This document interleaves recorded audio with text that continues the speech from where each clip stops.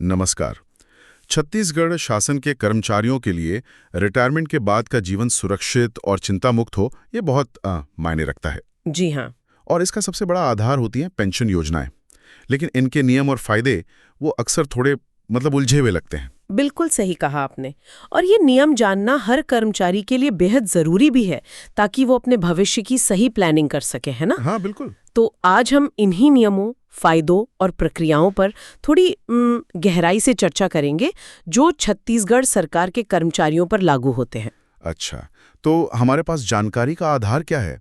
कहाँ से ली गई है ये सब जानकारी?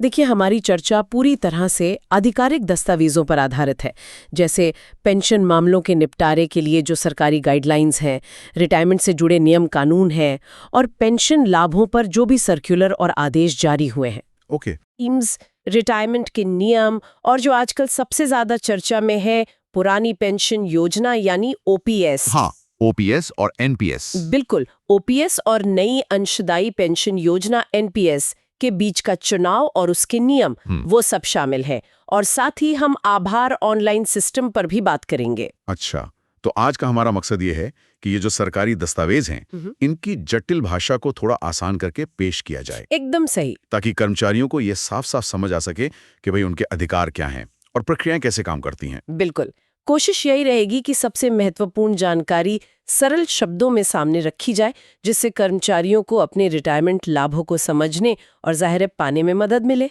बहुत बढ़िया। तो फिर शुरुआत करते हैं रिटायरमेंट से ही। हाँ। सबसे पहले ये रिटायरमेंट की उम्र क्या तय है छत्तीसगढ़ में, जैसे आप कह रहे थे अधिवार्षिकी आयु, सुपर एन्युएशन एज? उम्र 60 या 62 साल है।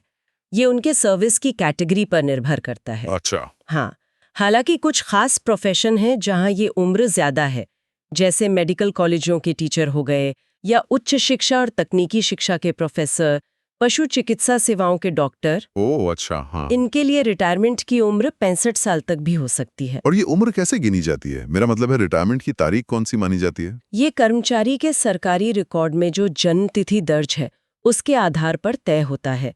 जिस महीने में कर्मचारी अपनी तय उम्र पूरी करता है, बस उसी महीने की आखिरी तारीख को वो रिटायर माना जाता है। ठीक है, ये तो हुई तय उम्र पर रिटायरमेंट की बात, लेकिन कई बार लोग समय से पहले भी रिटायर होना चाहते हैं।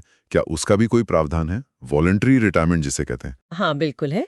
स्वैच्छिक सेवानिवृत्ति का प्रावधान है। अगर किसी कर्मचारी ने कम से कम 20 साल की अर्हकारी सेवा मतलब क्वालिफाइंग सर्विस पूरी कर ली है, तो वो खुद से रिटायरमेंट के लिए आवेदन दे सकता है। 20 साल की सर्विस? जी, या कुछ मामलों में 50 साल की उम्र पूरी होने पर भी ये विकल्प मिलता है। अच्छा, और इसकी प्रक्रिया क्या है? इसके लिए बस 3 महीने पहले विभाग को सूचना देनी होती है, या फिर अगर तुरंत जाना चाहें तो सूचना अवधि के बदले उतने समय की सैलरी जमा करनी होती है। ओके, और क्या इसका उल्टा भी हो सकता है? क्या सरकार भी किसी को समय से पहले रिटायर कर सकती है, अनिवार्य सेवानिवृत्ति जिसे कहते हैं? जी, ऐसा भी प्रावधान है, जिसे कंपल्सरी रिटायरमेंट कहते हैं, नियम 42(1) क के तहत। अगर सरकार को लगता है कि जनहित में ऐसा करना जरूरी है, तो वो किसी कर्मचारी को 20 साल की सर्विस पूरी होने पर या 50 साल की उम्र पूरी होने पर, जो भी पहले हो जाए, रिटायर कर सकती है।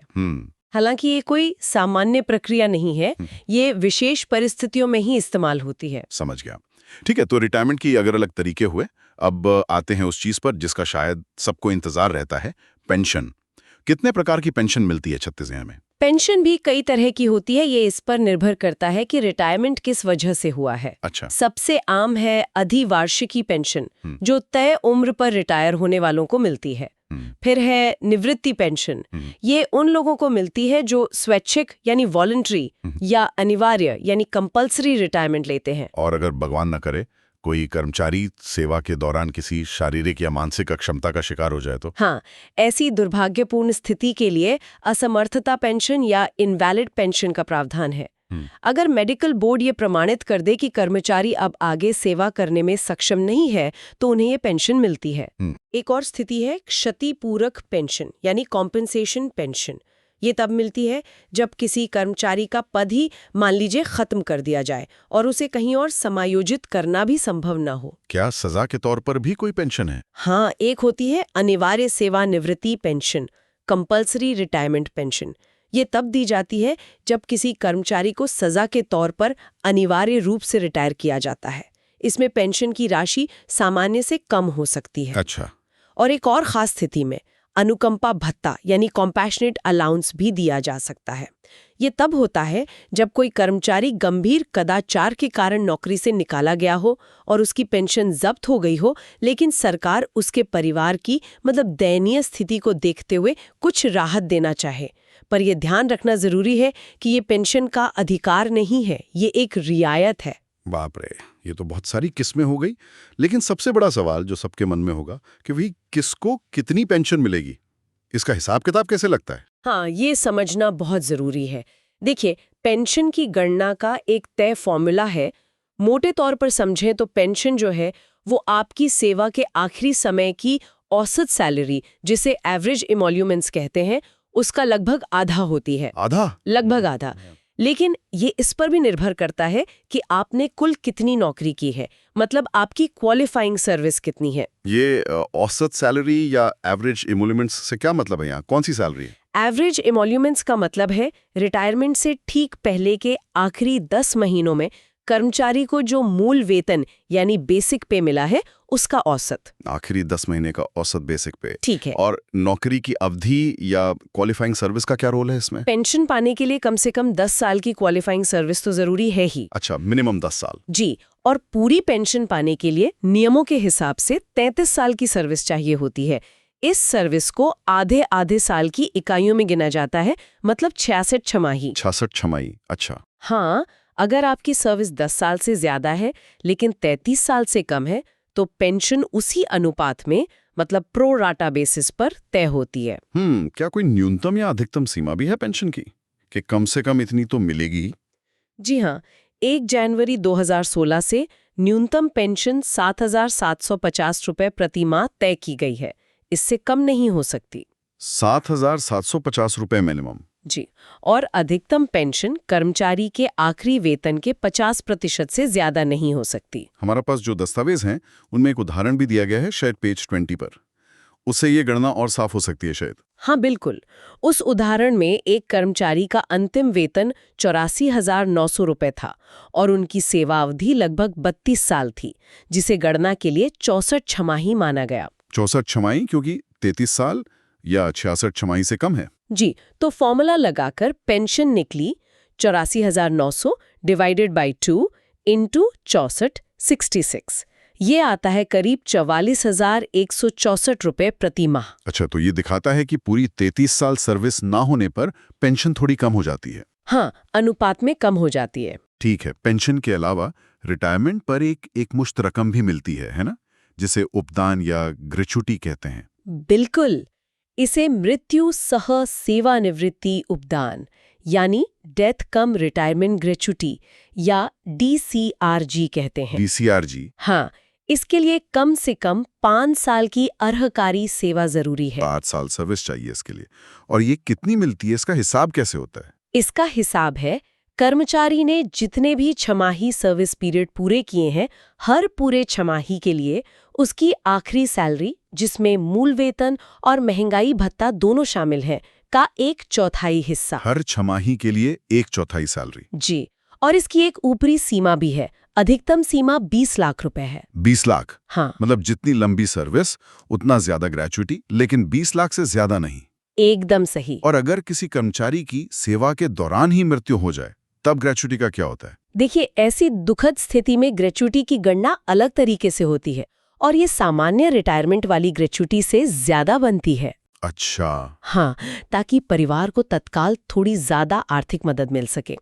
ये दरें नौकरी की अवधि पर निर्भर करती हैं। जैसे अगर 1 साल से कम सर्विस है तो आखिरी सैलरी का 2 गुना मिलता है। 1 से 5 साल की सर्विस पर 6 गुना, 5 से 11 साल पर 12 गुना, 11 से 20 साल पर 20 गुना, और अगर 20 साल से ज्यादा सर्विस है तो आखिरी सैलरी का 33 गुना तक मिल सकता है। 33 गुना तक? ये तो काफी ज्यादा है। जी, लेकिन यहाँ भी वो अधिकतम सीमा लागू रहती है। यानी 20 लाख वाली सीमा? हाँ, 20 लाख से ज्यादा नहीं मिलेगी। समझ गया।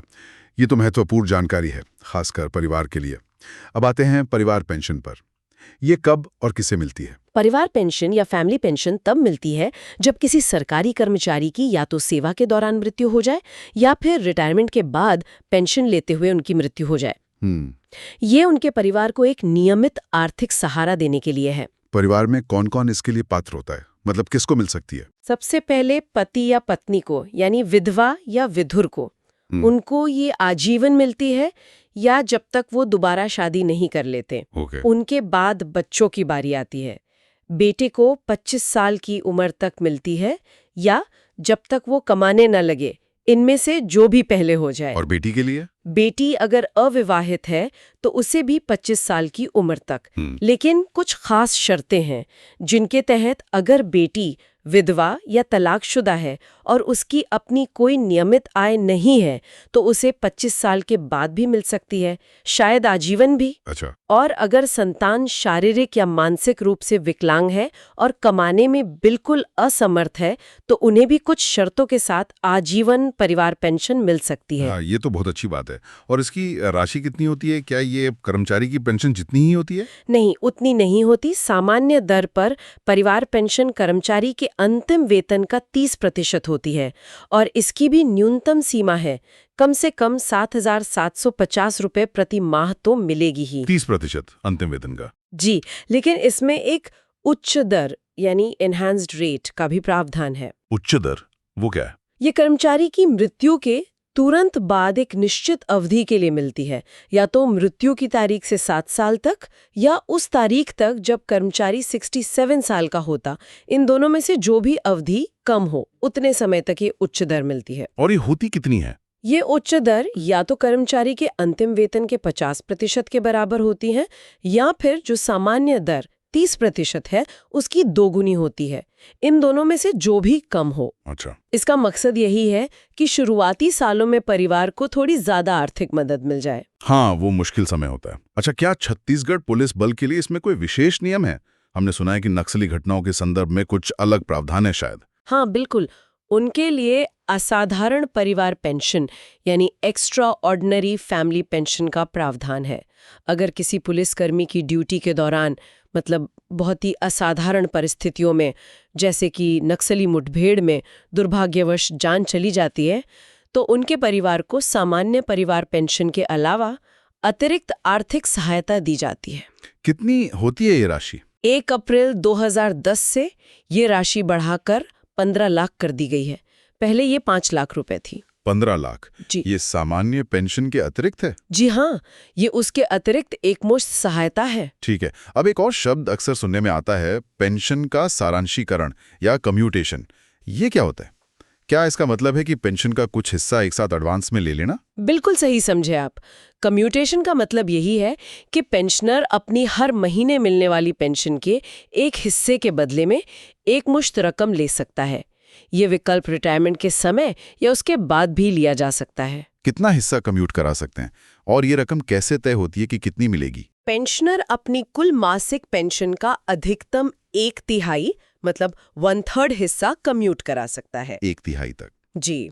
और ये रकम कितनी मिलेगी, ये एक फॉर्मूला से तय होता है जिसमें एक कम्यूटेशन वैल्यू टेबल का इस्तेमाल होता है। ये टेबल पेंशनर की अगली जन्मदिन पर जो उम्र होगी उसके हिसाब से एक फैक्टर यानी गुणक बताती है। स्रोत दस्तावेज के पेज 27 पर यह टेबल दी भी हुई है। अच्छा, तो उस फैक्टर को पेंशन के कम्यूट होने वाले हिस्से से गुणा कर देते हैं? बिल्कुल। कम्यूटेड पेंशन राशि प्रति माह इंटू 12 इंटू टेबल वाला फैक्टर, इससे वो एकमुश्त रकम निकल आती है। तो फिर जो मासिक पेंशन है वो कम हो जाती होगी? हाँ, जितना हिस्सा कम्यूट कराया है उतनी मासिक पेंशन कम हो जाती है। और ये कमी हमेशा के लिए रहती है? नहीं, यहीं पर एक अच्छी बात है। ये एक तरह का एडवांस ही समझिए। जिस तारीख को पेंशन कम्यूट कराई जाती है उससे ठीक 15 साल बाद पेंशन का वो काटा गया हिस्सा अपने आप वापस जुड़ जाता है। अरे वाह, 15 साल बाद? जी हाँ, और पेंशनर को फिर से पूरी पेंशन मिलने लगती है। इसे पेंशन का रेस्टोरेशन या पुनर्स्थापन कहते हैं। ये तो बहुत महत्वपूर्ण जानकारी है। ठीक है, ये तो हुई पेंशन और उससे जुड़े नियमों की बात, जो ज्यादातर पुरानी व्यवस्था मतलब ओपीएस के तहत आते हैं। लेकिन छत्तीसगढ़ में हाल ही में एक बहुत बड़ा बदलाव हुआ है। पुरानी पेंशन योजना ओपीएस को फिर से लागू किया गया है। इस पर थोड़ा विस्तार से बात करते हैं, ये आजकल बहुत चर्चा में है। जी बिल्कुल, ये पिछले कुछ समय से काफी अहम मुद्दा रहा है।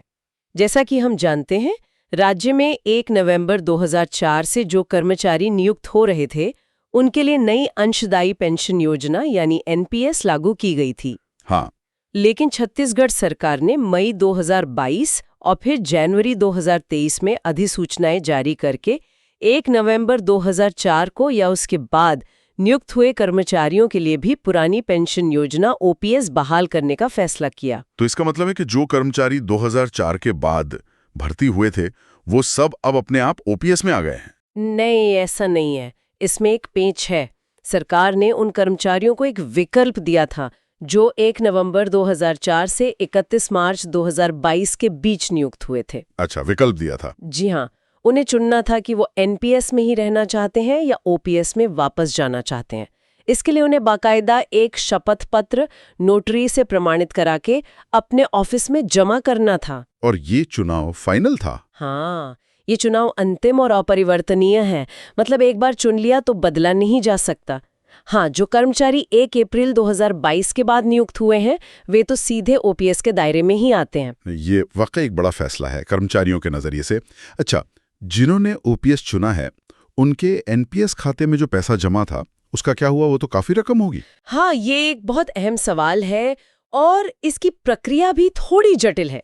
नियम ये कहता है कि जिन कर्मचारियों ने ओपीएस चुना है उनके एनपीएस खाते में सरकार द्वारा जमा किया गया अंशदान यानी एम्प्लॉयर्स कॉन्ट्रीब्यूशन और उस पर जो भी रिटर्न या लाभांश मिला है वो सरकार के खाते में वापस चला जाएगा। सरकार का हिस्सा सरकार को वापस? जी, और कर्मचारी का अपना जो अंशदान था एम्प्लॉयज कॉन्ट्रीब्यूशन और उस पर जो भी लाभांश मिला है वो रकम उनके नए खोले गए सामान्य भविष्य निधि यानी जीपीएफ खाते में जमा कर दी जाएगी। अच्छा, तो मतलब ओपीएस चुनने वाले कर्मचारी अब जीपीएफ के सदस्य बन गए जैसे पुराने कर्मचारी होते थे। हाँ, बिल्कुल। 1 अप्रैल 2022 से वे छत्तीसगढ़ सामान्य भविष्य निधि सीजीपीएफ के सदस्य माने जाएंगे और उन पर जीपीएफ नियम लागू होंगे और रिटायरमेंट पर उन्हें छत्तीसगढ़ सिविल सेवा पेंशन नियम 1976 के तहत पेंशन मिलेगी, जैसे 2004 से पहले नियुक्त कर्मचारियों को मिलती थी। एकदम वैसे ही। हमारे स्रोतों में ओपीएस और एनपीएस की एक तुलना भी दी गई है पेज 62-64 पर। क्या आप श्रोताओं की सहूलियत के लिए कुछ मुख्य अंतर बता सकती हैं ताकि वो समझ सकें कि दोनों में बुनियादी फर्क क्या है? जरूर जरूर। देखिए, कुछ मुख्य अंतर इस तरह से हैं। सबसे पहला और बड़ा फर्क तो गारंटी का है। ओपीएस एक परिभाषित लाभ योजना है, मतलब डिफाइंड बेनिफिट। इसमें रिटायरमेंट पर आपको अंतिम वेतन के आधार पर पेंशन की गारंटी होती है, गारंटीड पेंशन। जी, जबकि एनपीएस एक परिभाषित अंशदान योजना है यानी डिफाइंड कंट्रीब्यूशन। इसमें पेंशन कितनी मिलेगी ये इस बात पर निर्भर करता है कि आपके खाते में कुल कितना पैसा जमा हुआ और उस पर बाजार के हिसाब से कितना रिटर्न मिला। कोई गारंटी नहीं होती। ये तो बड़ा फर्क है। दूसरा, अंशदान का फर्क है। ओपीएस में कर्मचारी केवल जीपीएफ में अंशदान करता है जो कि अनिवार्य होता है, न्यूनतम 12%। सरकार पेंशन का पूरा भार उठाती है। एनपीएस में कर्मचारी अपने वेतन का 10% देता है और सरकार 14% अंशदान करती है। ओके। तीसरा, रिटायरमेंट लाभ। ओपीएस में आपको नियमों के अनुसार मासिक पेंशन मिलती है और ग्रेच्युटी भी मिलती है। एनपीएस में रिटायरमेंट पर आपके खाते में जमा कुल राशि का 60% तक आप एकमुश्त निकाल सकते हैं जो टैक्स फ्री होता है। 60% एकमुश्त? हाँ, और बाकी बचे कम से कम 40% से आपको एक वार्षिकी यानी एन्युटी प्लान खरीदना पड़ता है। इसी एन्युटी से आपको मासिक पेंशन मिलती है जो कि कोई बीमा कंपनी देती है। मतलब पेंशन बीमा कंपनी से मिलती है, सरकार से नहीं? जी हाँ, और वो पेंशन टैक्सेबल भी होती है। चौथा फर्क जीपीएफ और एनपीएस से पैसे निकालने का है। ओपीएस में कर्मचारी जरूरत पड़ने पर जीपीएफ नियमों के अनुसार एडवांस या निकासी कर सकता है। एनपीएस में निकासी के नियम थोड़े सख्त हैं, आमतौर पर कुछ विशेष परिस्थितियों में ही, और वो भी सीमित मात्रा में निकासी संभव है। और पारिवारिक पेंशन का क्या? ओपीएस में पारिवारिक पेंशन के स्पष्ट नियम हैं, जैसा हमने पहले बात की। एनपीएस में पारिवारिक पेंशन भी उसी खरीदी गई वार्षिकी योजना या फिर जमा राशि के आधार पर तय होती है। तो कुल मिलाकर ओपीएस में वापसी कर्मचारियों के लिए निश्चित तौर पर एक बड़ी राहत की तरह है, क्योंकि उन्हें रिटायरमेंट के बाद एक तयशुदा आमदनी की गारंटी मिलती है। हाँ बिल्कुल, सुरक्षा की भावना तो निश्चित रूप से ज्यादा है ओपीएस में। लेकिन इसके साथ ही ये सवाल भी उठता है और शायद इस पर काफी बहस भी होती है कि इसका राज्य सरकार के खजाने पर लंबी अवधि में क्या असर पड़ेगा। हाँ, ये बिल्कुल एक अलग और बड़ा आर्थिक बहस का मुद्दा है जिस पर अर्थशास्त्री अपनी राय रखते हैं। लेकिन फिलहाल कर्मचारियों के नजरिए से देखें तो ओपीएस सुरक्षा की गारंटी देता है। सही बात है। अच्छा, अब इस पूरी प्रक्रिया को, चाहे वो पेंशन हो, ग्रेच्युटी हो या जीपीएफ, इसे सुचारू रूप से चलाने के लिए एक ऑनलाइन सिस्टम भी बनाया गया है, आभार आपकी सेवाओं का। आपने शुरू में जिक्र किया था। जी, आभार। हाँ, ये आभार सिस्टम क्या है और ये कैसे काम करता है? क्या इससे वाकई प्रक्रिया आसान हुई है? लोगों को दफ्तरों के चक्कर कम काटने पड़ रहे हैं? आभार दरअसल एक ऑनलाइन पेंशन मैनेजमेंट पोर्टल है। इसकी वेबसाइट है www.ecoshonline.cg.nic.in। आभार। ओके।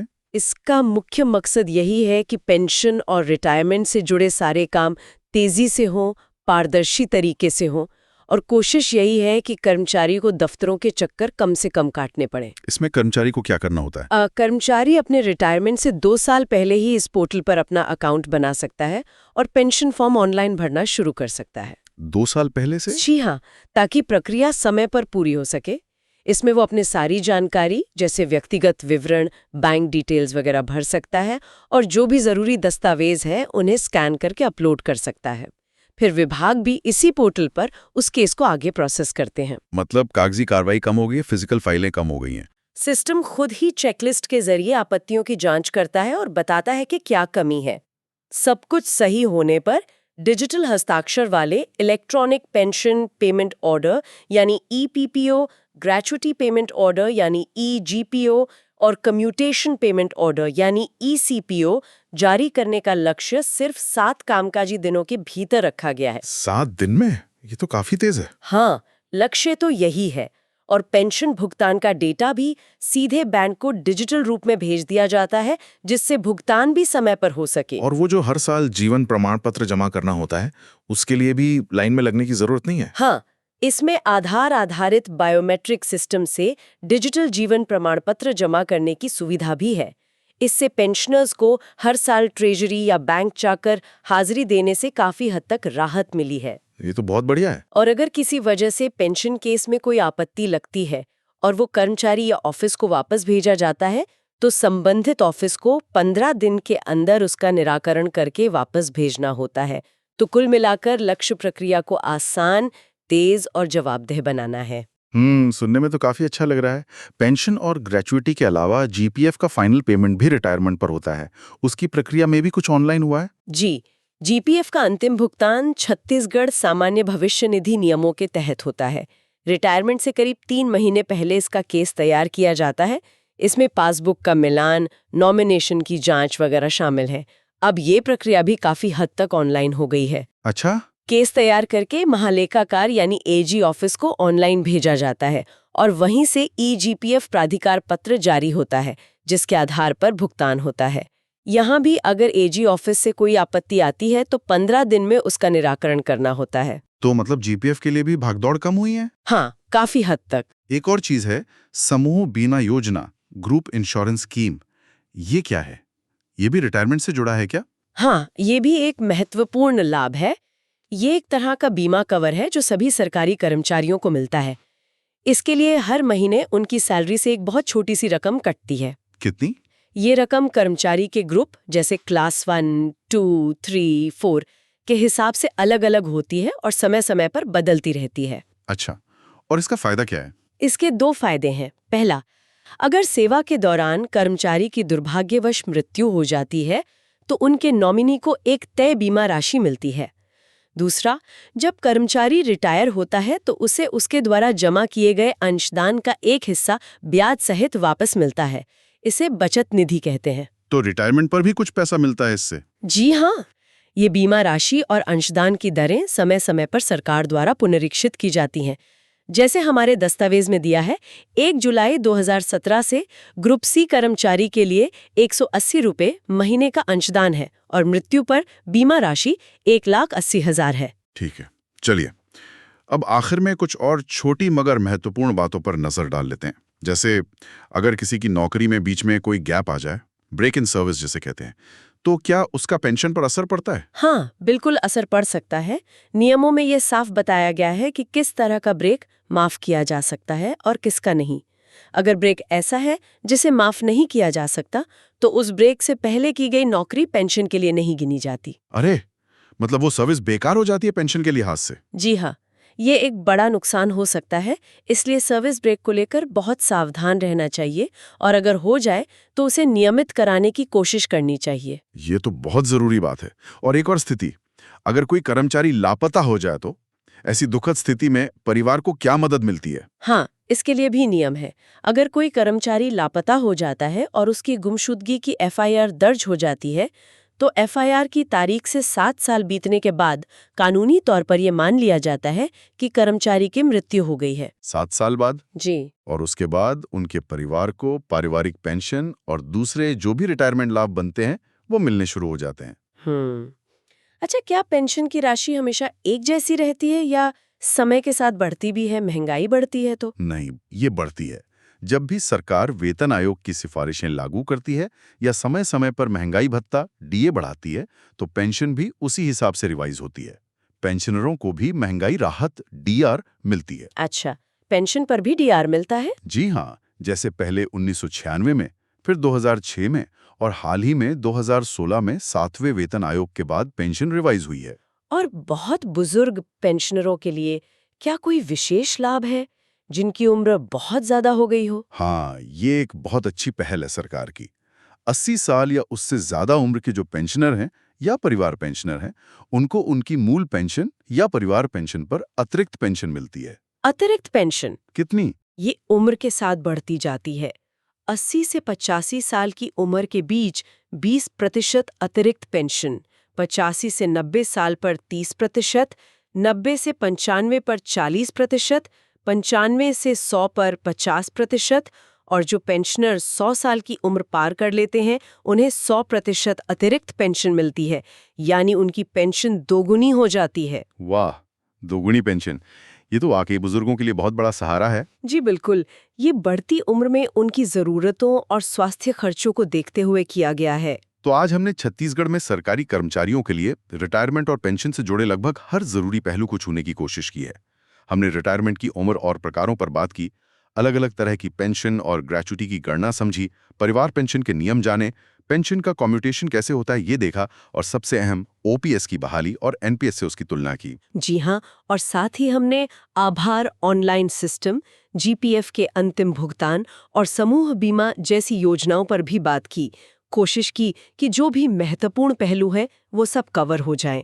बिल्कुल, और ये सारी जानकारी इसलिए महत्वपूर्ण है क्योंकि ये सीधे तौर पर हर कर्मचारी के रिटायरमेंट के बाद के जीवन और उसकी आर्थिक सुरक्षा से जुड़ी हुई है। एकदम सही।